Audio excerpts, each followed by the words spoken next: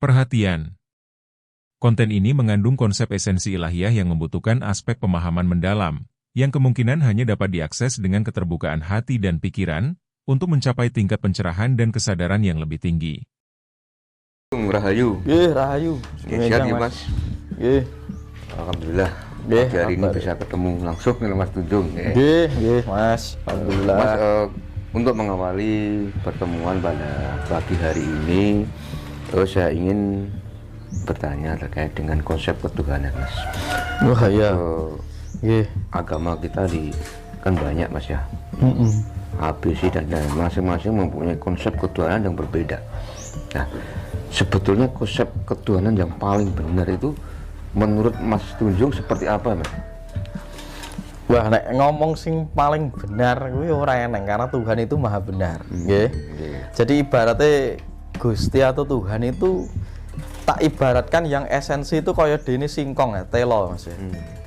Jadi nanti ada orang yang meramu dengan budayanya, adatnya, tata caranya, sorono gunone dadi gethuk, dadi jemblem, dadi sawut, dadi tiwul. Nah, itu ibaratnya agama-agama. Nyebut telo enek sing nyebut tiwul, enek sing nyebut sawut, enek sing nyebut gethuk, enek sing nyebut jemblem, nak sak pinunggale. Ya ibaratnya yang paling esensi sapa jane ya mung telo. Jane ya mung Sang Hyang Suwung itu sendiri. Tapi setiap orang atau pribadi, setiap komunitas atau agama itu memiliki keyakinan berdasarkan perspektif adat istiadat dan aturannya sendiri-sendiri. Jane ora apa-apa kan gitu loh. Arep nyebut apa ya sing paling bener ya sesuai apa sing diyakini kuwi. Tapi untuk mencapai titik tertinggi itulah yang sebenarnya tidak bisa dijelaskan. Arep ngarani Gusti arep model piye nganggo keyakinan monggo, karena Tuhan itu sendiri sesuai dengan prasangka hambanya, sesuai apa sing mbok pikirne karo mbok rasane. Piye kowe ning Gusti iki piye gitu loh. Nek aku arep ngomong sing paling bener tidak berani karena semuanya memiliki kapasitas benarnya masing-masing. Semuanya benar, iya. Tergantung dari pribadi masing-masing ya Mas ya. Urung tentu nopo sing saya tuturkan itu sing paling bener, atau apa yang sampai alami yang paling bener, tidak. Karena kita adalah kebenaran-kebenaran kecil yang bersinergi menuju kebenaran mutlak. Setiap dari awal dewi itu gembol bener di dalam perspektif kecil, tapi nanti akan berkumpul dengan namanya candi atau sistem tumpeng. Dari keseluruhan kebenaran kecil-kecil yang menyatu itu akan menjadi kebenaran yang tertinggi. Berarti saya sendiri tidak mau membandingkan, ya, tidak membandingkan karena sejatinya Gusti kuwi yo kabeh kuwi bener, wong kabeh iki sing diarani elek apik yo ciptane Gusti kok. Gitu. Sing elek kuwi yo bener-bener ciptane, sing apik yo bener-bener ciptane. Apapun yang ada di dalam kahanan yang gemelar ini sejatinya adalah manifestasi Gusti kuwi dhewe. Lah terus sing arep didhuwurne iki sing ndi? Karena bagi saya prinsip dari kebenaran sejati itu universalitas, kemenyatuan seluruh unsur gitu.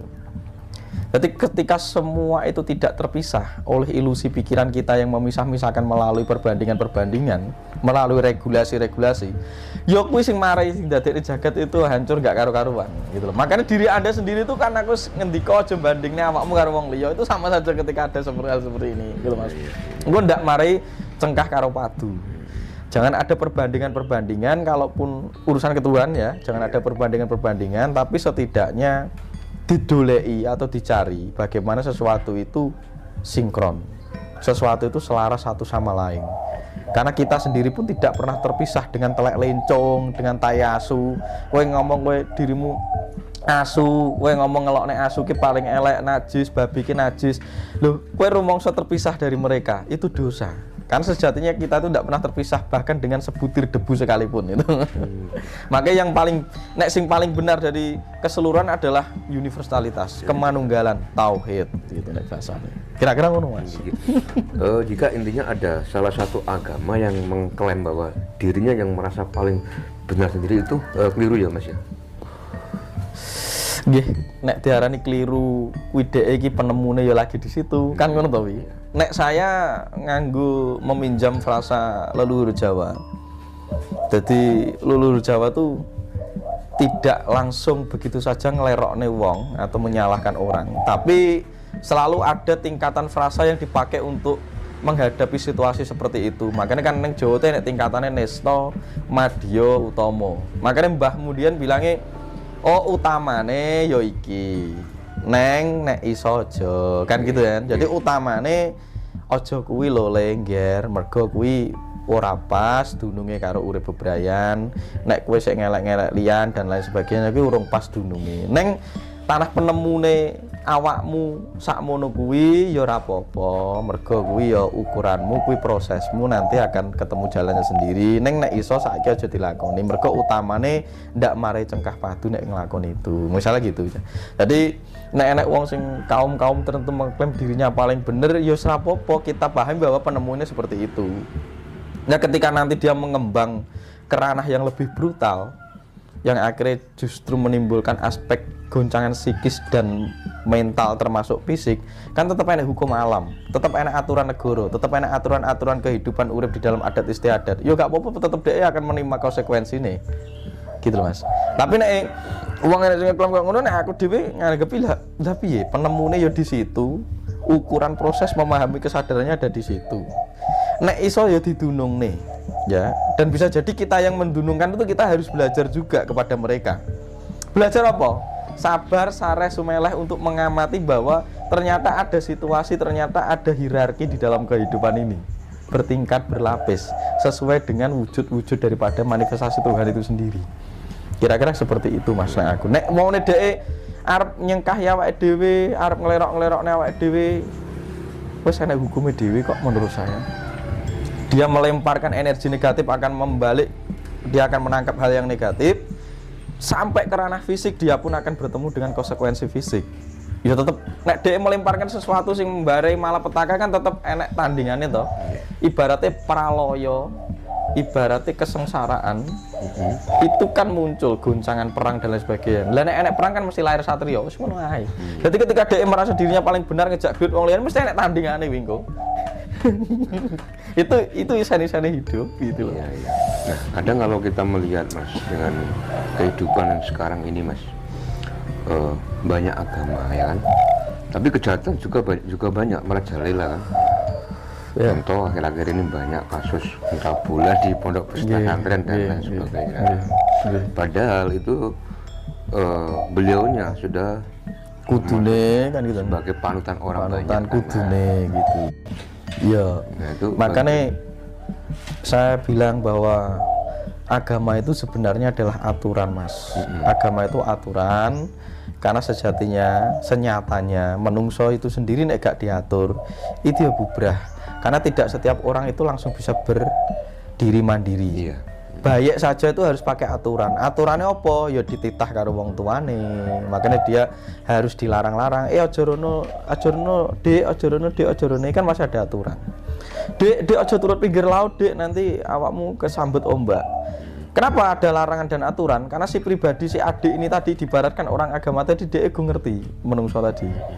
Tapi suatu ketika dia sudah mencapai makom tertinggi atau disebut dewasa, disebut kesadarannya sudah tua, sudah ngerti dewasa, dia akan tahu, oh ternyata peraturan ini sudah tidak digunakan karena aku ngerti bahwa ketika ke laut itu akan beresiko aku ketarik ombak. Oh tegese wong tuaku dulu zaman dulu ngelarang-larang aku karena itu. Nah sama tegese agama itu dulu ada aturan-aturan itu karena apa? Terkadang kesadaran kita tuh masih sangat rendah dan butuh diatur. Kalau tidak, kesadaran kita itu akan lenyap karena kita hanya mengikuti hawa nafsu yang belum dikenali dan dikendalikan akan menjadi malapetaka. Maka dibutuhkan namanya sandangan atau agama.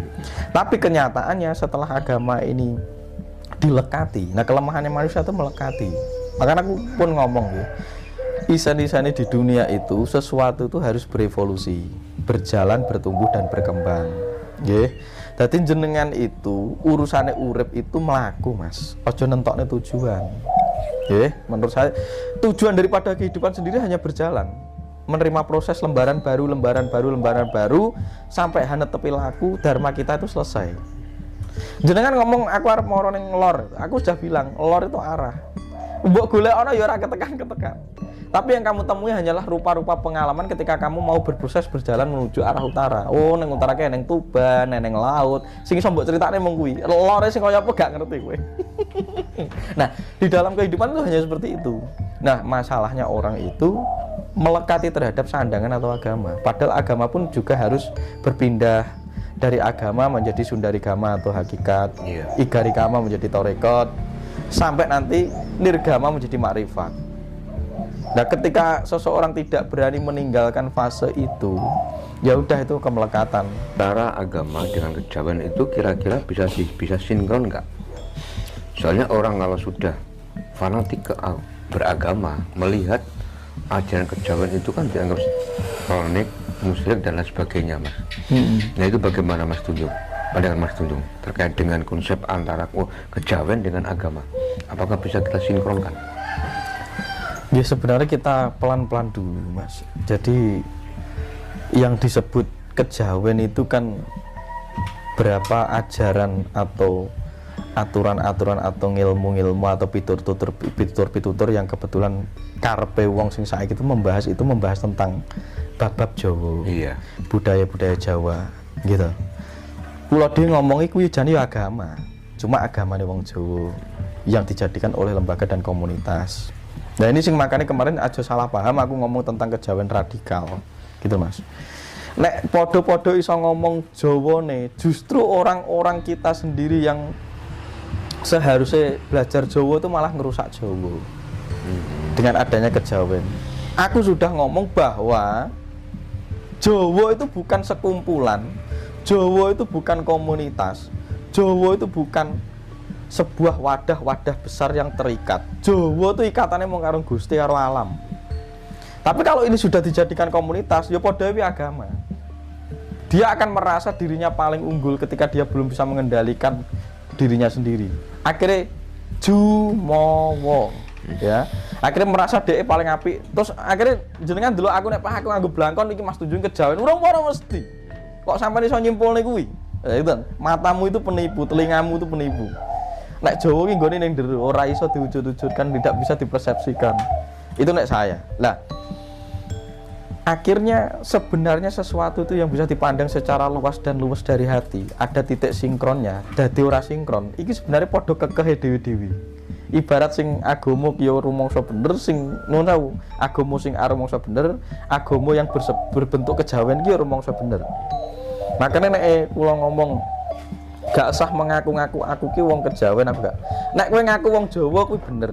Tapi aku ki wong kejawen. Wah iki berbahaya padha kamu mempercayai bahwa aku ki agamaku kejawen ki paling apik. Urung tentu ternyata banyak orang kejawen itu tidak mempelajari Jawanya. Makanya oke nuwun sewu. Ngugemi kejawen ning orang Jawa ora dunung apa yang digoleki. Makanya kula ngomong sebenarnya yang disebut-sebut sekarang itu ya kuwi masuk di frasa kejawen itu sudah masuk Jawa modern. Nek Jawa sing asli ku bahasa Jawa kuno ki angel. Aku dhewe belajar urung iso-iso gitu, Mas. Terus sakniki gawe bentuk kumpulan seringkali itu yang menjadi masalah. Mengatasnamakan kejawen terus gue golek musuh akhirnya secara tidak langsung ya. Karena dia merasa ada tandingan yang bersebut agama A yang radikal dan lain sebagainya. Lah padha-padha radikal nek ketemu ya apa terjadi? Benturan. Tapi nek gelem ngudoroso tujuannya adalah toleransi dan lain sebagainya dimulai dari dalam batin kita sendiri. Saya yakin ya, wong-wong sing mbok anggap dalam tanda kutip agama-agama yang masih salah menerjemahkan agama tadi, dia masih radikal tadi. Rasa mbok apa-apa nih kepleset dhewe lah, contohnya kasus-kasus yang sekarang terjadi. Gitu. Makanya Jawa tuh urusannya batin, janji sing mbok openi batin, aku wis ngomong, sak kiwa tengenmu ki mang sing ora selaras mesti diresiki. Enggak kuwi mesti kepleset asam mbok kepruki. Ning gak apa-apa ya, misalnya kalau enek sing ngendika bahwa lha iki ajare dhewe dilecehne dan sebagainya gitu. Ya kowe iki nyapa kok merasa dilecehkan. Lah kowe iki sapa kok merasa dilecehkan gitu. Gusti wae ora pernah ngungkapne merasa dilecehkan kok kowe dhewe kok merasa dilecehkan iki nyapa. Makanya nek enek sing sedulur kaya ngono, ya hukum sing secara logika itu boleh dilakukan. Nek sampai dekne misale aspeknya ya, misal nendang abu rampe, nendang sesajen, atau sampai bertindak di wilayah kan fisik toh tuh, sampai bertindak di ranah fisik, ya tetap enak aturan setempat yang harus bekerja, adat setempat, peraturan-peraturan tentang tata negara, peraturan-peraturan tentang bagaimana hidup urip di masyarakat, tetap akan dihukum oleh beberapa aturan itu sendiri toh, gitu loh Mas. Itu wes kegawan, neng gak apa-apa. Jadi misalnya ini memang digodok ya. Sebenarnya agama-agama yang ada di Nusantara itu sendiri sedang diproses untuk masuk kepada dununge rasa tentang kejawaannya, karena Jawa itu artinya jero Jawa itu artinya frasa menjelaskan tentang rasa. Tapi nek atribut Jawa aku memang mungkin sih mbok sebut kejawen, aku nganggo blangkon, aku nganggo apa ndak apa-apa, itu kan karepe nguri-nguri budaya kan. Boleh, tapi sing penting atimu tetep kudu resik, atimu tetep aja mbok iseni emosi. Lah gawe apa jenengan belajar ngilmu kejawen nguri-nguri mengaku dirimu Jawa tapi sik gampang emosian kan gitu. Neng ora apa-apa, mergo prosesnya wis sakmono kuwi. Wis ngono wae gitu ya. Iya. Ketika hidup itu banyak masalah, Mas Tunjung kan. Banyak segala cara itu dilakukan. Kadang pergi ke paranormal, ya, ke dukun, kiai dan lain sebagainya dengan tujuan beliau bisa membantu untuk menyelesaikan masalahnya. Nah, bagaimana pandangan Mas Tunjung terkait dengan orang-orang yang selalu menggantungkan pada paranormal, dukun, kiai dan sebagainya untuk menyelesaikan masalah? Ya. Saya akan membahas satu jagat iki, apapun yang Anda lakukan, ya menurut Tuhan, menurut saya guys, sebagai wong Jawa. Keyakinan orang Jawa tuh ngomong, Gusti iki nek arep nyapoi gak dilarang. Ora dilarang. Kowe arep maling, arep bacok wong gak dilarang. Neng ada hukum konsekuensi logis dari setiap apa yang kamu lakukan atau tindakan. Ini sampai eling-eling. Setiap apapun sampai melangkah dan lain sebagainya, melakukan tindakan ABCD mesti diikuti resiko dan konsekuensi. Arep moro ning paranormal, arep moro ning dukun, ya apa-apa, tapi siap-siap semua ada konsekuensi dan resiko. Akhirnya sok ngono aku merasa aku dihapusi bae nun sewu bae dukun palsu paranormal. Ya gak apa-apa resikomu, mergo kowe memilih menggantungkan ke orang-orang seperti itu. Aku paling tidak seneng kepada orang gitu, wani nglakoni ning gak wani ngadepi itu, Mas. Kowe iki nglakonono nun sewu ya, arep dadi wong sing morsal bajingan kaya apa-apa. Sing penting kowe lakono tenan madhep-madhep dan kowe berani dan siap menghadapi segala resiko. Wis siji. Nek kowe gak wani ngadepi resiko, mending rasah. Kejahatan yang paling berat dan dosa paling besar itu adalah keraguan-raguan, mamang. Kowe nglakoni apa-apa nek ragu-ragu mamang, mesti itu menimbulkan malapetaka. Tapi nek yakin madhep mantep, aku sudah bilang sering kali, apapun yang terjadi kamu siap, ya wis kamu terbebas. Karena dirimu wis kempel, kamu sudah menjadi kekuatan Tuhan itu sendiri nek wis madhep mantep. Akhirnya sing barang elek mang iso uga diubah dadi apik, sing apik dadi elek. Karena ternyata sing elek iki mang lawange apik. Sing apik baru ki lawange elek. Makanya kon madhep mantep, mergo temune mung bunder. Akhirnya sok wong sing ngerokok rasa kemersik dadi panutan deh, saiki nyatane kaya ngono. Karena makanya kan rumangsa apik padahal lawange apik iki mlebu ning bab elek. Lah loro-loro niku kudu diguak. Karena isine mung ngempan papan amung rasa. Ambeda itu hidup diperintah oleh rasa. Openono rasamu. Akhirnya hidup itu selaras dan sinergi ngempan papan sesuai sasmita, sesuai titik koordinat di mana kamu berada. Terus yang kelorone, ya jane mungkin ya ora tak salah nih, Mas. Makanya kembali nih mang, lah penemune dekne iki nek nekani paranormal, nekani dukun, iki kan apa to sebenarnya? Ben pikirane sing ragu-ragu karo kemerungsung mang oleh kekuatan dinggo gondelan. Akhirnya jenengan moro ning aku dan lain sebagainya itu ben wah nambah mantep ati, Mas. Jane kan karepe kuwi jane. Bukan berarti sing dukun iki apa paranormal iso nyerengati ben kowe iki masalah murampung. Masalah itu akan terus hadir. Ya bedanya adalah dirimu ini yang dibenahi agar berbeda saat nanti menghadapi dinamika masalah. Ketika caranya ngadepinnya wis beda. Masalahnya tetap enak, masalah itu tidak bisa dihilangkan. Selama adanya hidup, masalah itu seiring hidup ada, masalah ada. Nek kowe moro ning gone wong tua-tua kuwi sebenarnya kan kamu njaluk pegangan atau gondelan. Karena dirimu tuh merasa kehilangan arah. Makanya butuh kompas peta lagi.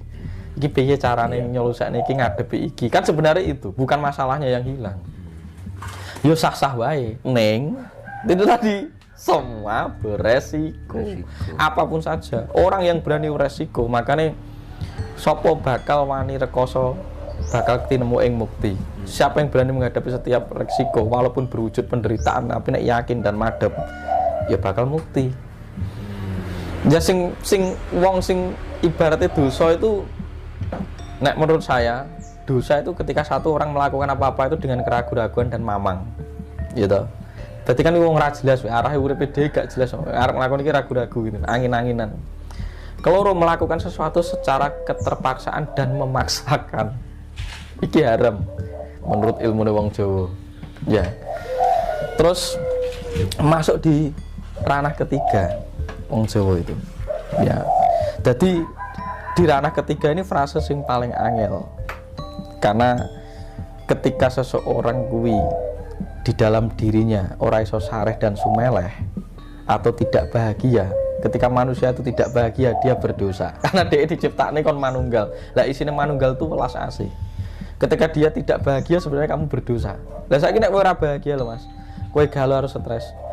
Jenengan ini dadi khalifah kon ngelola alam ya misalnya ya. Jadi alam itu kan sampean harus mengelola. Setiap hari itu mbok kotori nganggo ambekanmu sing galau, sing stres kuwi dosa. Dadi getaran negatif itu mempengaruhi tetukulan iso uga kancamu cebloki gara-gara ambekane kemrungsungmu itu nyambet ning pikirane dhewe pas liwat ngarepmu. Jadi kadang sok ngono, semojo cedak bocah kayak saya pembawa sial. Sialnya itu karena getarannya dia lagi di bawah. Gitu loh Mas. Makanya 3 hukum ini bagi orang Jawa nek iso tinggal loh. Karena ini di sini itu nek kowe melekat kepada 3 masalah ini. Hidup itu kamu cederai karena kamu tidak berevolusi. Barang siapa tidak mau berevolusi atau berhijrah, berubah dari pola satu ke pola selanjutnya, dia berdosa. Karena pada ngendek lakune urip, ngendek lakune Allah Subhanahu wa taala. Angel gitu. Ngoten ya kira-kira. Dadi ya ora apa-apa, nggih. Dadi nek cara aku dhewe kadang nek wong ketemu nek dukun itu kan masih kosakata Jawa, aja dirusak. Itu kan artinya praktisi, ya dukun itu. Karena adanya konotasi elek. Nyun sewu ya. Nek enek dukun cabul, lah nyapa nek ustaz sing cabul gak wani ngarani ustaz cabul kan itu ndak fair gitu ya. Itu kan cuma frasa bahasa. Jadi uangnya sebenarnya sih bermasalah, ya bukan konotasi. Karena kalau disebut ustaz ulama itu sudah al-alim, betul. Ya al-alim itu sudah bisa mengendalikan apa yang ada di dalam dirinya. Wis diarani sebutan, nggih. Ibaratnya emas iki wis emas. Nek emas ternyata jerone kok dudu emas, ya kuwi dudu emas. Sama diomongne iki ustaz ulama dukun tapi kok ora sesuai dengan taraf yang dikatakan itu berarti kan ora orisinil. Iya. Jerone banyu reget, itu aja. Jadi harus tahu tentang hukum tata bahasa. Itu paling penting. Wong Jawa itu harus mardi basa, mardi walagu, harus ngerti bahasa juga. Karena bahasa itu mantra getaran agar si jiwa itu bisa belajar untuk ngewot alam padang ini, Mas.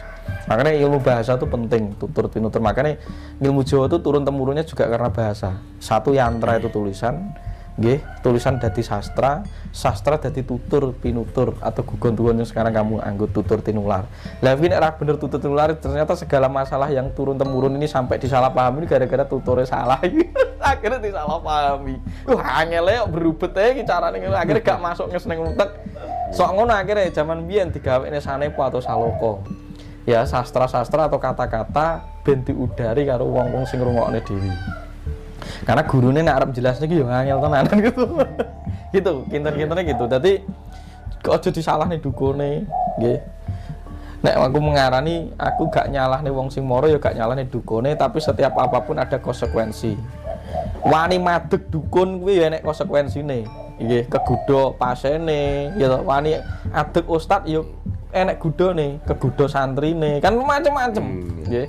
Sing posisi dukune kudu tatak tenan, kudu tahu dengan resiko nek kowe wani ngadeg dukun. Sing posisi pasiene ya kudu wani resiko karena dia mendatangi posisi seorang dukun. Nah iki padha imbangi, dadi aja disalahne loro-loro.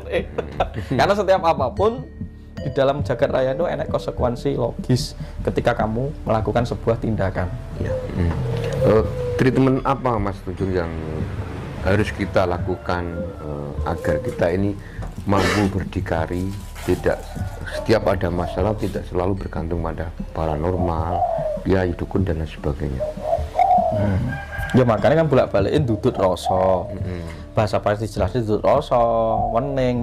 Makanya nek aku dhewe pertama sing dilakoni sabar, sadar, terus jembar. Nggih, dadi wong sabar ki awet.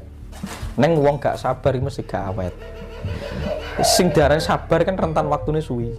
Nunggu meneping banyu. Nek terone wong Jawa, sabar iki ibarat banyu iki isine uwer. Blekedek-bledek sik goncang. Uwere lho. Tapi nek wis sabar, engko tenang, menep. Lah nek menep iki diarani sareh. Nek wis bar menep sareh, jerone ketok diarani sumeleh. Urutane kan gitu. Makanya wong sabar itu sabar ngematne kedadian sing nang jerone awake dhewe iki. Sebenarnya eling lan waspada itu. Nek saiki akeh wong gak sabar, mangan Indomie instan kok gitu. Akhirnya apa-apa serba instan ya ndang cepet uripe itu mergo ora sabaran. Darani grusa-grusu gitu, Mas. Ndak sabar ki lakune piye ya macem-macem. Kowe karo lungguh rokokan nenangne pikir, ngedoh sik saka kahanan rame ku ya sabar. Kowe jenengan mlebu karo nglakoni wirid kuwi jane ya latihan sabar. Mlebu karo nglakoni semedi ya latihan sabar. Lawange pertama ki sabar. Nek wis sabar dadi sadar, nyekseni. Mergo sabar, nyekseni apa sing didelok ning jero banyune awake dhewe tadi. Dasare apa? Anak sebagai cucu, ya kan? Bagaimana cara untuk memutus karma dari orang tua? Apa yang harus kita lakukan sebagai anak atau cucu?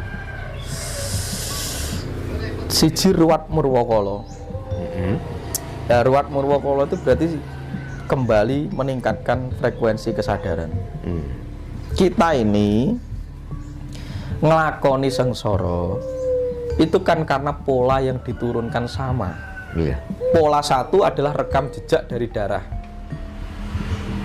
Zaman biyen jelalah wong tua mungkin duwe pola uripe galau, gampang grantes, gampang sedih. Lah ketika dia sudah mendekati fase kematian atau ketika dia nggawe awakmu terus urung menyelesaikan kasus kuwi, makanya nek jimak surasmi atau hubungan intim itu harus resik batin nih. Tapi nek keisi rekaman yang bersifat trauma batin dan lain sebagainya, ini kan rekamannya ikut mendar ning jabang bayi. Jadi mlebu lewat di jalur getih DNA RNA misalnya. Terus akhirnya ditambahi dididik dengan pola yang sama. Akhirnya diomong nih, wong tanah nek kacang itu ora bakal ninggal lanjarane gitu ya. Misalnya. Mergo kuwi dianggap kaya ngono kuwi. Ya karena siji ada rekam jejak yang diwariskan lewat DNA, pola DNA dan RNA. Keloro pola pendidikannya padha. Pola yang sama. Misalnya wong tuane zaman biyen iki wong sing seneng uripe foya-foya. Otomatis setiap anak itu mulai dari kecil ketika melihat mengasosiasinya, lho, bapakku kok senengane duit dijor-jorne ya. Akhirnya ketika dia gede, ya seneng ngejor-joran. Karena merekam dari apa yang digerakkan oleh orang tuanya. Karena si anak ini hanya merekam. Apalagi anak 1 tahun, 2 tahun, sampai 3 tahun itu perekam. Wong tuane gani mendem roh, melu mendem suatu ketika. Berarti kan satu data yang diturunkan lewat darah, dua adalah pola pendidikan yang sama. Pendidikannya wong tuamu, pendidikannya saka mbahmu sing padha misalnya. Nah pola inilah yang harus di-cut. Misalnya cara didelok biyen kae mbok niki kena diabetes, akhirnya nurun nang anake kena diabetes. Bisa jadi karena pola pendidikannya yang sama ketika diamati. Iya. Lah tanah mbok iki saiki itu nek ngowahi anake gula iki, nek ngowahi gula iki sak oke-oke yo padha dekne nek mangane ra terkontrol. Akhirnya anaknya kan melu mangan gak terkontrol. Tapi bisa jadi kalau mindset dan pendidikannya diubah, bisa go berubah. Contoh misalnya anak itu kang ngarit kok iso dadi pegawai negeri. Kenapa ora kok koyo bapak nih? Karena bisa jadi mindsetnya sudah diubah karena dia bapaknya kesempatannya berbeda. Zaman biyen urung iso sekolah, lah saiki anaknya sekolah. Makanya anaknya punya kesempatan iso dadi pegawai. Ngono kuwi lho sebenarnya. Jadi pola pendidikan itu juga menentukan. Terlepas ada datanya ada di dalam. Kira-kira begitu. Lah engko nek di-cut, carane nge-cut siji diparingi kaweruh seperti ini atau dididik untuk medhot sengkala itu. Nek duwe kaweruh kan akhirnya weruh bagaimana cara untuk mengelola dirinya. Akhirnya dia berbeda. Berani membeda dari pendidikan yang diturunkan waris-temaris turun-temurun dari orang tuanya.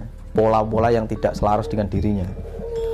Akhirnya ketika jenengan golek aku, iso jenengan biyen dididik karo wong tuane jenengan itu hal yang bersifat A, saiki ketemu aku jadi B, akhirnya malah padang angan-angane gitu loh. Itu karena ada sesuatu yang saya masukkan baru, terinisiasi baru.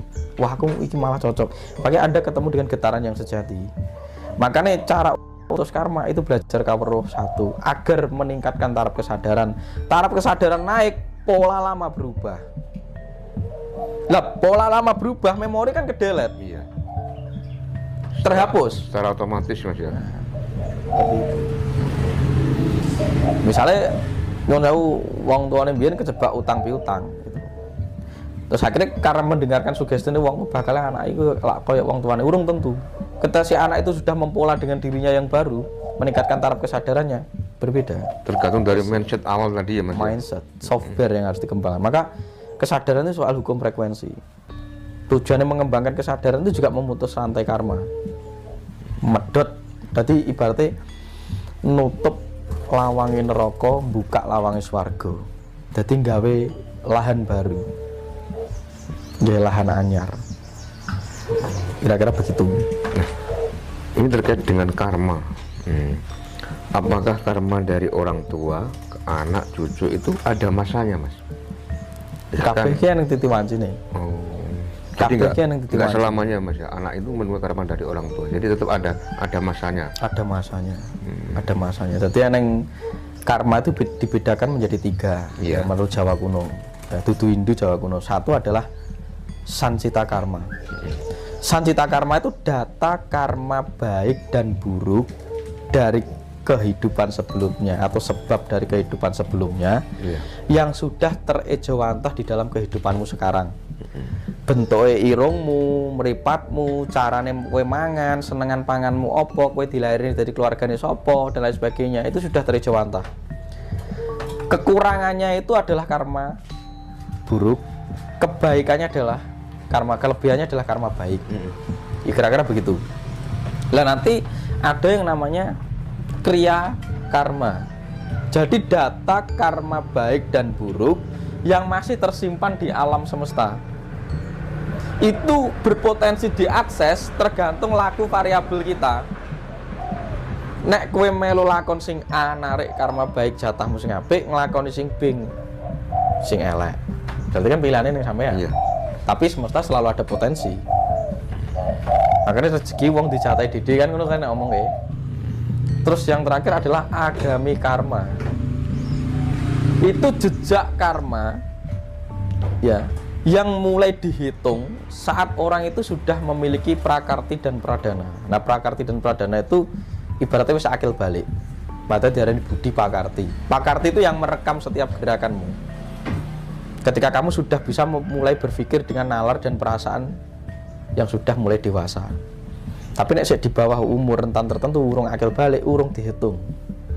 Karena pikiran belum berkembang. Karena rekaman sesuatu terjadi karena sudah terjadi perasaan dan pikiran.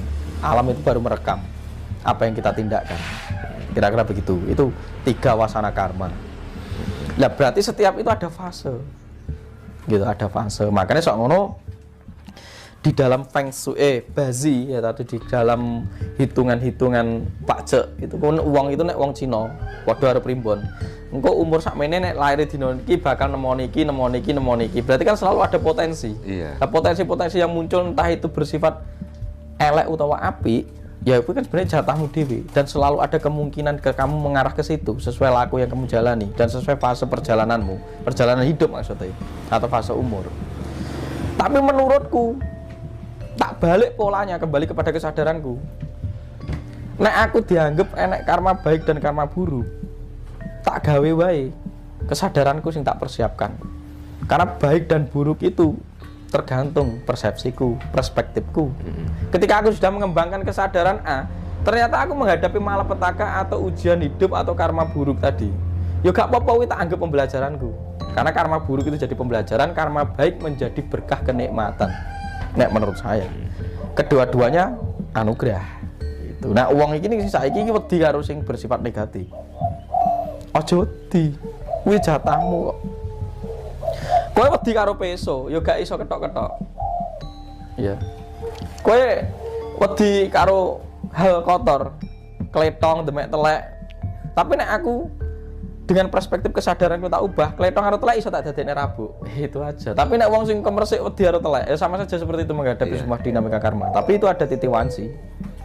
Nah, tujuan kita belajar kesadaran itu mengembangkan kesadaran kita agar kita itu tidak rapuh. Karena ketika kita menghadapi beberapa dinamika karma kita tidak tergoncang, tapi sudah siap siaga, madep mantep. Ya, karena kehidupan itu adanya seperti ini terjadi juga karena aku sendiri. Ketika kamu selalu menyadari hal seperti itu, urip jenengan ki ayem. Karena tahu awal mula dan akhir.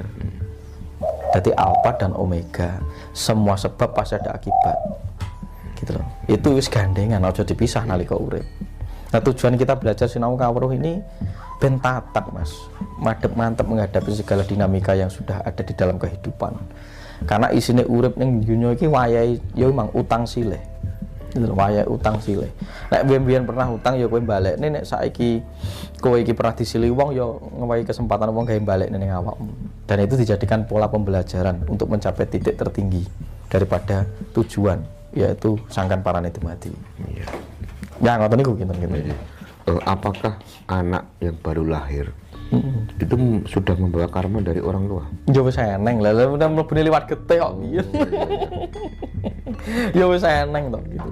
Wong mlebune liwat getih. Jadi karma itu bisa menempel di dinding-dinding darah itu tadi. Gitu. Karena karma itu berlapis, nggih. Bahkan karma itu tidak hanya diibaratkan sebagai hal yang bersifat data saja. Karma itu juga dianggap bahwa itu juga kesadaran. Karma itu juga kesadaran. Ibaratnya nek ora ono karma, ya enggak ono sing gelar jagat raya ini.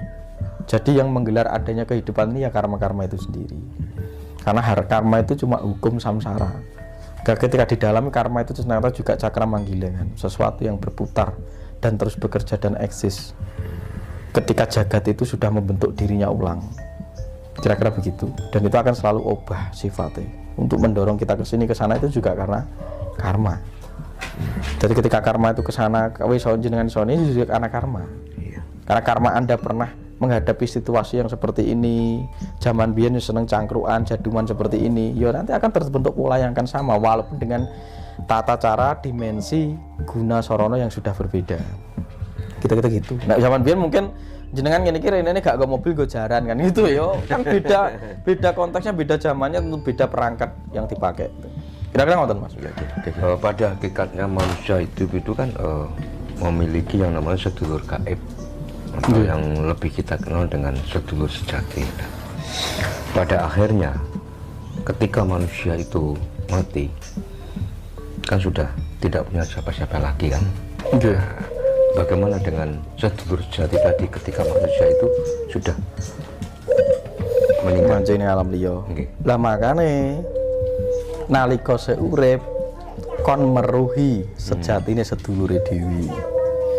Nalika dhek suwita ning alam donya, kuwi melu awake dhewe, dampingi, manjing nalika awake dhewe lahir, mlebu ning jagat swargane blegere ragane awake dhewe.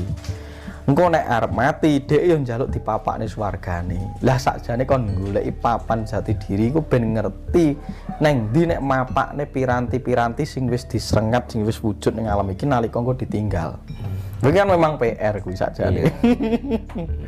Lah nek sing kaya mengkono kuwi dununge aku ora iso bedahne mergo kuwi nang lakone. Makane ibaratnya wong gegunem sedulur papat ki yo nalika aku ning alam garba, aku ndampingi kowe. Sampai tumekaning urip lahir ceprot dadi jabang bayi, aku manjing ning jero badan blegermu swarga nunut. Nah klika mengko kowe pisah rasa, pisah raga, pisah rumangsa, manjing ning alam swarga jati, aku kudu mbok golekne papan panggonan. Nah makane kuwi sing diarani engko goleki lawangane jejagate dhewe-dhewe, jejagate sedulure dhewe. Lah mergo engko nek ora dikenali kuwi ngutang utawa nagih janji nalika kowe urip tak dampingi saiki mati aku njaluk di swargane ning ndi golekno nggon. Makane dilambangne satriyane Bima golekne kamukten kanggo sedulur-sedulure sing papat kuwi tegese Bima kuwi golekne papan panggone kamuktene sedulur papat, dulur-dulure dhewe dimuktekne. Makane Bima perang ki merjuangne golekne jagate sapa sedulure papat. Dilambangne nek crita ning wayang. Tapi nek awake dhewe iki dianggep Bima. Makane lakon Bima Suci. Awake dhewe iki pancer sing kudu golekne papan panggonan kanggo sedulur papat. Lah engko kira-kira ning alame dhewe-dhewe, mutmainah supiyah amarah langgeng utawa basa Jawane nata nadaka, ganadaka, marwadaka, sanadaka. Kuwi nek basa Jawa kunone iku ya sedulur papat. Lah kudu kok golekne nggon nalika nangko nek sampane sarep balik. Lah wi ketoke nek wis nglakoni kahanan nek mlebu ning alam suwung iki sing ora kena dijelaske. Nang kira-kira papan panggonane nek diwedarne engko swargane iki diarani sing siji iso diarani mlebu ning sing arane margane pati, patrape pati, dalane pati, mapane pati, swargane pati. Iki kudu digoleki. Kira-kira iki diarani iki. Engko sampean kudu iso nglebokne sedulur papate dhewe-dhewe. Dan nek sampean dhewe mlebu ning swargane pati, surgane pati, jagating pati, kuwi sing pancer. Sing papat iki kudu mbok golek ning nggon. Kuwi aku mung iso ngunekne swarane ning ben iso ngalami meruhi kuwi eneng lakone. Cara untuk menghilangkan kemelekatan bunga yang ada dalam diri itu bagaimana Mas? Nggih ditanting, makanya mulai dilatih kaya poso dan lain sebagainya. Poso itu kan berlatih berjarak dengan sesuatu yang mengikat kita atau yang paling tidak yang kita cintai, yang kita senangi. Itu mulai berani untuk memberi jarak, memberi jeda sesaat. Wah, aku seneng makan bebek, tapi dino iki aku wani untuk memberi jarak tidak makan bebek dalam waktu sepersekian. Itu ben kowe sadar, oh ternyata bebek iki mau kelangenan ilusi pikiranku. Dudu rasa luweku. Mergo nek aku nang omah ki mangan masakan nang omah karo tempe iki jane wis cukup. Lho jane ngono iki. Gara-gara kamu ikuti ilusi pikiran, kamu terprogram bahwa bebek iku sing kudu tak pangan. Akhirnya wong itu rakus beringas. Maka harus diberi jarak terhadap apapun. Sing pengen duwe-duwe itu gak usah ngoyo. Mulai diberi jarak. Maka dilatih poso tirakat. Poso itu ngeposke rasa itu dikasih jarak. Dengan sesuatu yang kamu ingin itu diberi jarak dulu. Itu bisa jadi hanya ilusi keinginanmu saja. Makanya menurut saya nek pengen uang ke mukti, saiki mulai didoleki, direnungke, dahulukan kebutuhan daripada keinginan. Itu dulu dasarnya. Sing mbok butuh niki sing mbok dhisike skala prioritasnya. Sing keinginan nanti.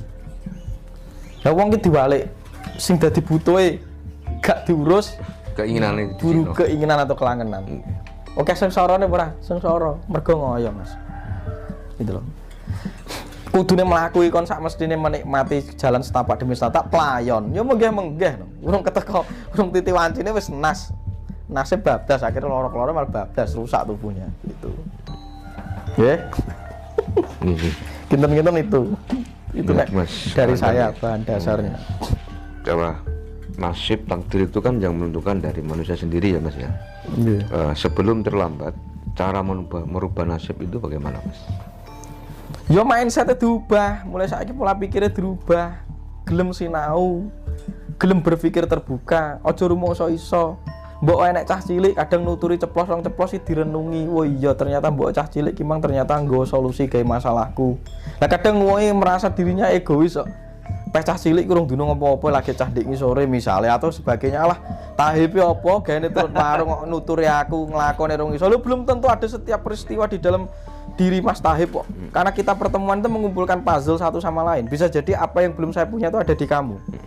Bisa jadi kitabku yang belum terbaca itu di bawah kamu. Bisa jadi si Tahib sama si Mas Indra atau Mas Iki jelmaan malaikat yang menyampaikan pesan walaupun wujudnya nganyel kayak kan gitu. Gitu. Tapi kan dia menyampaikan sesuatu untuk menjadi permenungan kita, pelengkap kita. Lah juga gagi menyimpulkan bahwa diampun saking jengkel no. Lu nek kowe gak digawe jengkel karo ndekne, kowe iki gak akan bertumbuh dan berkembang.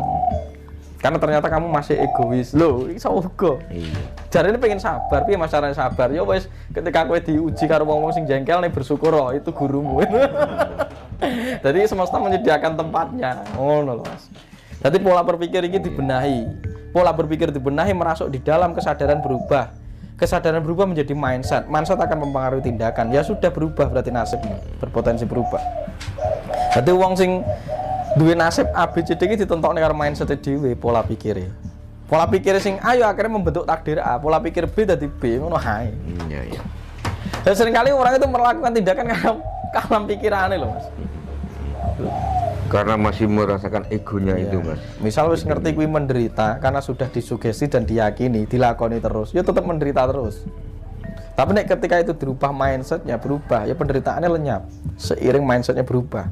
Ibaratnya tel film yang jero niki diganti kok memorine. Wah, gimana filmane kok sedih-sedih tok tak ndelok film sing perang iki karek ganti memori, ya mindset memori itu dirubah. Akhirnya layar yang disampaikan ya sesuai dengan lah ibaratnya TV atau proyektor yang terlihat itu adalah nasib yang sudah terjawantah dalam melakukan kehidupan kita. Tapi data-datanya atau yang bisa memantulkan sinar itu kan pikiran.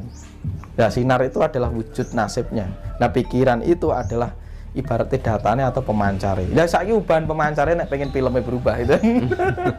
Memorinya berubah. Wes kuwi simpel teorinya gitu. Ini Mas, ada lagi Mas. Cara mengurangi pikiran yang negatif. Cara kerjanya seperti apa maksudnya? Piye iki ngurangi pikiran yang negatif. Cara kerjanya seperti apa? Cara ngurangi pikiran negatif atau iya. cara kerja pikiran negatif. Iya. Nek cara kerja pikiran negatif ya tadi, nek pikiran negatif akan mengarahkan energi negatif. Tapi nek cara untuk mengendalikan pikiran negatif, dinaikkan energi kita. Makanya ada meditasi kundalini, enek wirid, enek dalan poso, itu kan menaikkan energi. Ketika energi kita naik, kalau high energi, pikiran negatif itu jadi positif. Karena nalar kita itu full on, jadi jernih. Makanya aku ngomong, pikiran negatif itu seringkali karena kita itu lelah. Lelah itu terjadi karena defisit energi, kekurangan energi dalam tubuh. Tapi kalau energi full, wah auranya on. Akhirnya dia percaya diri, gak gampang cedera, gak gampang ceklek, sangat madep mantep. Itu karena energinya di atas. Maka cara untuk menghindari pikiran negatif, naikkan level energi. Gairah hidup akan muncul, akhirnya ngelakoni urip wis mau kanthi ayem seneng madep mantep. Tapi nek iki kayak energi ini defisit, tubuh akan mengalami aus atau kelelahan, pikiran pun juga menurun, kesadaran menurun, akhirnya gampang nesu, gampang sambat, gampang melo-meloan. Itu rumusnya. Oke. Gitu. Kita ngoten iki. Berarti nanti bisa datang ke bini sepuh untuk njaluk ijazah, untuk njaluk laku-laku itu sebenarnya untuk menaikkan defisit, untuk mengisi tubuh kita itu agar tidak defisit energi. Akhirnya dapat kaweruh, kita itu dapat pitutur itu kan kadang juga energi. Dengan adanya getaran pitutur itu cocok ya karo Mas iki. Ternyata kundalini ya munggah dengan adanya satu kata yang masuk. Karena kata-kata ini mantra juga mempengaruhi getaran yang ada di dalam dirinya. Gitu. Tapi nek pengen itu bersifat konstan dan konsisten yo latihan dewi. Dicas. Makanya sing tak ngomongin latihan pernapasan itu menaikkan itu. Makanya uang enek Falun Dafa, Tai Chi dan lain sebagainya itu kan meningkatkan energi biar hidupnya tidak stres. Ketika hidup tidak stres, pikirannya itu jernih. Ketika pikiran jernih, jauh dari segala macam gangguan yang kamu sebut sebagai sakit. Akhirnya fisiknya kan sehat, gitu Mas. Tapi konsepnya orang sekarang itu tujuannya Falun Dafa ben sehat. Padahal tujuannya Falun Dafa itu membenahi pola pikir untuk menekan energi dinaikkan. Baru wohe, buah atau akibatnya adalah sehat. Yaitu kira-kira. Ya. Apakah merasakan malu dari Gusti itu bisa lewat semedi? Berpotensi. Salah satunya. Kan pertanyaannya apakah bisa merasakan manunggaling kalau Gusti kan apa dengan semedi? Iya. Salah satu toolsnya itu, tapi tidak harus itu. Loh, angel tuh. Jadi salah satu caranya itu, tapi tidak harus itu. Karena ada berbagai macam cara, tata cara yang memang setiap pribadi itu sebenarnya memiliki titik kekuatannya sendiri-sendiri atau titik pencapaian dan kapasitasnya sendiri. Makanya tak omongnya mau semediku harus semedimu beda, walaupun pada-pada disebut semedi. Itu kan sebuah pengalaman yang kamu tangkap sendiri. Misalnya jenengan nih karo Mas Tahib ini dadak meneng tek suwi, sampean karo ngerokok terus seneng iso. Ya iso mengalami kemanunggalan karena kesadaran Anda langsung langsung iso ngrekso urip pingin iki. Seperti itu. Nah, cuma yang tak gawe tentang meditasi yang diajarkan oleh guru-guru itu kan bersanat. Bersanat itu pun kan juga kira-kira itu adalah salah satu tools atau cara. Carane Mbah A karo Mbah B beda, carane Mas Tunjung karo yang lain berbeda. Itu kan hanya cara. Dan di dalam cara itu hanya menawarkan beberapa kemungkinan. Tapi urung tentu harus melu caraku atau carane sing Mbah A atau Mbah B. Urung tentu. Golek ana sing sing pas kaya sampean. Karena apa yang dilahirkan oleh mereka itu juga dibaca dari tanda-tanda alam yang kira-kira nyatane ki ngono kuwi. Ketika kamu melakukan itu pasti ada kemungkinan untuk mengalami hal itu. Misalnya gitu. Jadi itu ora kena langsung wah aku kudu nganggo cara niki, sing apik cara niki urung tentu. Karena itu ukurannya adalah kemungkinan-kemungkinan. Orang itu hanya menawarkan tata cara. Saya saja menawarkan tata cara dan itu pun juga tidak boleh dilekati. Tapi suatu ketika saya mengajarkan atau sampai mendapatkan sendiri momentumnya sampai untuk bisa suwung itu Mas. Aku ke kok malah penake nek karo gletak ya, nek sampean karo lungguh ya wis kuwi sing orisinal untuk kamu. Itu yang orisinal dalam lakumu. Ngono ae. Kira-kira ngoten. kunci untuk melatih kepekaan mata batin Mas Tunjung. Ya bolak-balik ya pingke salah satunya. Ya semeti-semeti itu ngrekso akeh banget carane. Ya kadang sok ngono dhewe, nek omahe cedhak sawah ning sawah, nek bengi ditambahi nek melek, wayahe wong turu sampeyan iso melek ning apik. Ning aja melek dem-deman, aja melek ngrasane wong, ya melek dhewe ngrasane sari-sarine hawa nalika bengi. Mergo nalika bengi iki akeh wong turu daripada melek. Nek wong napa Mas? Oh, istimewanya apa orang kalau melek dalu itu? Malam itu kan banyak orang yang daripada melek itu kan banyak orang yang tidur daripada beraktivitas. Lah ketika orang itu tidur, sinyal-sinyal di semesta itu jernih. Tidak banyak gelombang yang mengganggu. Karena sinyal-sinyal ini terganggu oleh apa? Oleh ragam pikiran dan perasaan manusia yang dipantulkan setiap hari ketika dia on atau sadar seperti ini. Bayangno nek saiki ning donya iki wong padha melek nek awan kabeh, ge isine wong kuwi isine kegetiran tok, wong sambat tok rata-rata daripada sing ora sambat oke sing sambate. Akhirnya kan terjadi gangguan sinyal. Makanya alam rino yamin iki ora enek wong turu kae wong melek, ya kowe aja nglakoni tirakat. Karena sinyalmu mesti terganggu oleh gelombang-gelombang yang dipantulkan oleh orang-orang yang kesadarannya masih di taraf tertentu. Tapi nek engko bengi oke wong leren turu, sari-sari alam itu kan lebih murni. Mergo daripada sing melek mesti oke sing turu. Walaupun tetap enak melek dan teman tapi kan lebih sedikit. Makanya gelombangmu itu tidak terganggu. Akhirnya kamu terhubung dengan zat-zat tertinggi itu lebih cun. Ketika menangkap sinyal-sinyal gelombang Gusti itu lebih klik, lebih cepat karena tak ada gangguan sinyal. Gangguan sinyal itu diminimalisir. Tapi nek teori medis melek bengi mari penyakit toh. Betul Mas. Nang nyatane sing ngomong ngono kuwi lara dhewe. itu rumus ya, itu rumus. Jadi aku dhewe iki melek tak biasane turuku di atas jam 12. Rutin Mas itu? Rutin, nek iso sampai subuh ya apik. Nek subuh tak jupuk malam Selasa malam Jumat. Hari tertua menurut masaran kejawen ya Jawa itu dina Selasa karo dina Jumat. Nah, malam Selasa karo malam Jumat itu dina lanang karo dina wadon. Nggih.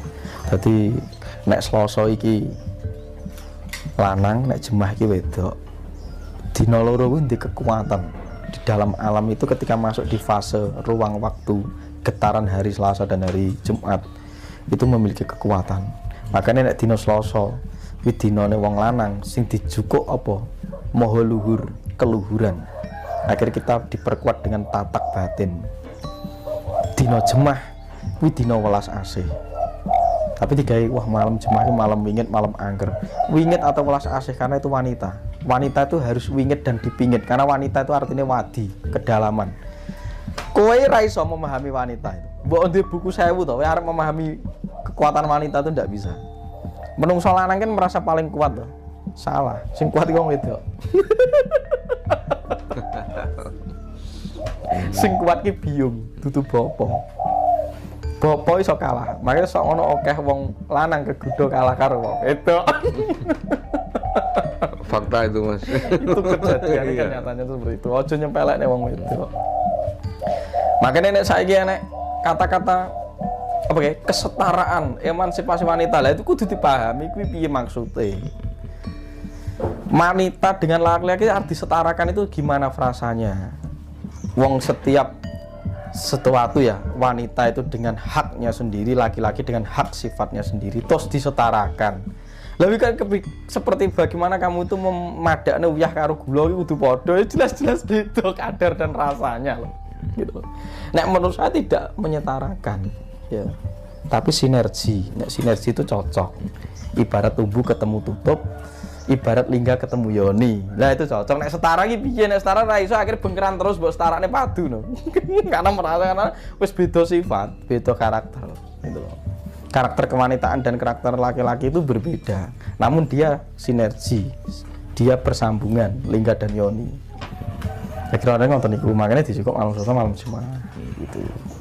Kira-kira ngono, nek Selasa sing apik kliwon, Jumat ya Jumat kliwon. Kuwi kok diomlo Jumat kliwon angker wae wong mulih njaluk donga, mati njaluk nyapa mulih njaluk donga iki. Dadi malam apa Selasa kliwon tuh anggere kasih dan nanti Jumatnya juga kliwon yang diambil iki malah apik meneh. Karena kliwon itu titiknya tengah-tengah itu pancer. Nah itu gelombangnya paling tinggi. Nek iso, nek pas malam-malam kuwi nek iso utuh. Jadi mulai saka bar maghrib, wengi, subuh iki utuh dadi sedina sewengi. Makane nek melek iki apike sampai jam 12. Neng gentore sampai mancing Padang neh. Dadi ngukuri. Dadi kowe iki ngecek alam, saka alam Padang sampai alam Padang meneh. Nek iso, mergo isine mung rino karo wengi. Makanya wong zaman biyen poso ya sedina sewengi, melek ya sedina sewengi nek lakoni. Itu. Nah biyen nek aku karo nglakoni mlaku bengi nek koyo zaman bapak bareng iki ngetaki polo karo kunder dadi ben getir ora turu. Dadi kapan wae arep ngantuk tek kowe. Kon ngetak polo nah yo. Gawe gaber-gaber to rasane. Ngono nggo mlaku neh. Nek wis mlaku ora oleh poso bisu, gak oleh sesrawungan karo wong nek bengi mlaku iki. Sampai berapa hari Mas? Ngecek nek sare opo. Sampai berapa hari Mas? Ya ukuran sedina sewengi 3 dina 3 bengi, 7 dina 7 bengi. Minimal. Makanya was kita, hati sawas. Ya tapi gak perlu tempuh latihan saiki dicicil. Nek iso turu ki sak ndure jam 12 nek bengi. Nek iso. Ben awet. Nek menurutku wong sugih meleki wong terjaga wong sugih eling. Mergo wong ki akeh laline timbang elinge. Nalika mripate wis ngantuk wis ora iso ngeling apa-apa. Makane dilatih melek ben eling. Mergo sing diarani cagake urip ki angin. Angin ki dununge ning meleke mripat. Maka wong nek ngantuk iki berarti kekurangan oksigen. Mesti kok laline. Wes gitu ya kira-kira. Nah itu tak bahas sing nanti. Nek sing njaluk diwedari bab-bab jero aku kok aja disoting. Ya. Gaya sampean dhewe nanti. Nek wis sore ini bengi ya jawan ngene iki. Nek bahas sing bengi ya kudu bengi, yo tekok bengi bahasa ya awan. Kita kan ngoten deh. Ini yang terakhir Mas Tunjung. Tidak pernah berdoa, ya kan? Tidak pernah ritual, tapi semua apa yang diinginkan dikabulkan. Nah, bagaimana menyikapinya? Yo enek wae. Ada kan begitu kan? Kan sarana guna itu kan hanya taraf untuk menjadi sebab akibat. Iya. Nek tujuane sampean itu adalah pencapaian, lah nek wong sing wis madhep mantep ya yo gak butuh sarana guna. Karena yang diseranakan dan digunakan adalah perangkat dirinya sendiri, batinnya sendiri. Orang-orang yang masih butuh sarana dan guna yang bersifat abu rampen, ritual dan lain sebagainya, itu orang-orang yang masih rapuh batinnya. Makanya butuh diseranani golek gondelan, golek abu rampe, golek sesaji, golek ritual ben batine iki menep, ben kenceng, keyakinane madhep mantep. Lah nek iki wis madhep mantep iki wis ora kanggo. Karena sing dikanggone perangkat sing ning jero. Ngoten lho. Makanya diarani sabda dadi. Urung iso kocap sak kocap ning lambe sak ning jero batin iki wis ketekan. Sampene urung teko kene, sampean merem tek ngene mbayang teko kene wis teko kene batine. Makanya kecepatan kaya dene buruk. Makanya mungkin sing dianggap buruk kendaraan Rasulullah ketika mencapai langit Sabtu 7 itu batin itu angen-angen. Makanya kaya dene tapake kontol angayang. Kecepatannya melebihi kilar cahaya. Saka kecepatan cahaya sik cepet batinmu. Bahkan nek gak percaya jaket sak isine iki mlebu ning awakmu. Nek ora percaya ndelok iki kok kabeh merem mripatmu wis mlebu ning angen-angenmu kabeh. Karena kowe iki nggo ngerekam jaket sak isine iki terjadi kan ada realitas kesadaranmu sing gelar. Tapi nek mbok rem nek tek mlebu ning jero jaket angen-angenmu dhewe. Makane gelar jaket nglung jaket. Kira-kira ngoten. Oke, Mas Tunjung matur sembah nuwun nggih atas waktunya dan Mas Indra, Mas Tahib, Mas itu namanya? Nanda. Mas Nanda, karena Mas Indra tidak ikut, matur suwun sudah disowani lagi. Jadi apa yang saya sampaikan itu mung dadi tutur tinular, semoga bermanfaat untuk orang-orang, untuk umat-umat. Semoga pikirannya dapat terbuka, berkembang dan lain sebagainya. Akhirnya kita mencapai kepada peradaban yang kita mau, yang kita kehendaki. Nanti sampai tidaknya bukan urusan kita, itu urusannya sing urip. Tugas kita hanya ngurip-nguripi dan ngurup-ngurupake. Ada kurang lebihnya tutur kata yang saya sampaikan ini. Mungkin kalau ada bini sesepuh yang mungkin atau dulur-dulur dimanapun masih belum bisa sinkron, masih terasa terganggu dan masih merasa, saya mohon maaf sebesar-besarnya karena saya hanya bisa bercerita. Tenan orane ku nek wis dilakoni dan sudah dialami. Sama-sama tahu kita akan menjadi enak dan lebih gamblang, lebih iso sinergi. Yang penting sabar, kita itu sabar nggih Mas Indra. Jenengan disuruh ke sana kemari nyopir ono rene. Nah itu mungkin sampean gak perlu nglakoni melek kaya aku Mas Tahib. Nggih, melek kaya aku, poso kaya aku. Ning ketika sampean iso nyetir mobil kanthi awas lan waspada wi lakonmu. Itu lakonmu. Mas Indra ketika kamu juga rela kesel-kesel dikongkon yang Banyuwangi, yang Magetan sampai ke Solo itu ya lakonmu. Jadi ndak usah ngoyo-ngoyo nglakoni poso, nek iki mbok lakoni tenanan, kamu berdakwah dengan menshooting orang-orang yang akan mengangkat citra-citra atau peradaban Nusantara, itu dakwah jenengan semuanya. Kira-kira kayak seperti itu. Kurang lebihnya apa yang saya sampaikan, nek enek salahe kuwi aku, nek enek benere kuwi Gusti. Wis ngono wae. Aku enggak wani menyahak dan dibagaimon. Semoga sinergi bareng-bareng. Gitu nggih. Rahayu Sagung Dumadi.